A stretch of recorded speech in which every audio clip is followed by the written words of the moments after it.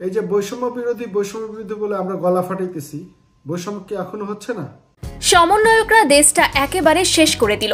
তারা নামে বৈষম্যহীন, কিন্তু কাজে বৈষম্যের বাপ। আগের সরকার আর বর্তমান সরকারের মধ্যে কোনো পার্থক্য নেই। এবার সমন্বয়কদের নিয়ে একই বললেন অ্যাডভোকেট শামীম সরদার।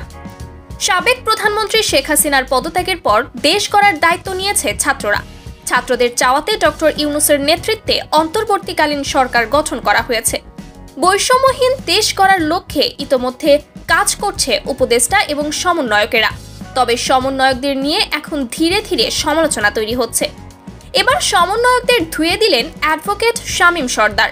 তিনি বলেন, এই যে বৈষম্য বিরোধী বলে আমরা গলা ফাটাচ্ছি, বৈষম্য কি এখন হচ্ছে না? আগের সরকার যদি বৈষম্য করে থাকে তাহলে তা থেকে এখনকার সরকারকে বের হয়ে আসতে হবে।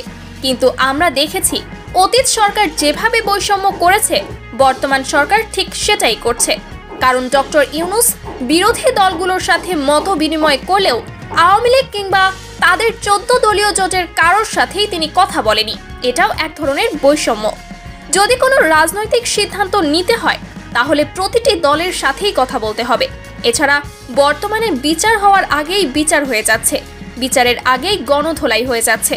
শিক্ষকদের বিচার না করেই তাদের জোর করে পদত্যাগ করানো হচ্ছে। আর এই সকল কিছুই হচ্ছে বৈষম্য। বর্তমান সরকারও আগের সরকারের মতোই বৈষম্য করছে। নামে তারা বৈষম্যহীন, তবে কাজে তারা বৈষম্যের বাপ। রীতিমতো বর্তমান সরকার এবং সমন্বয়কদেরকে ধুয়ে দিলেন শামীম সরদার। প্রিয় দর্শক, অ্যাডভোকেট শামীম সরদারের কথাগুলো আপনি কিভাবে দেখছেন? অবশ্যই কমেন্ট করে জানাতে ভুলবেন না।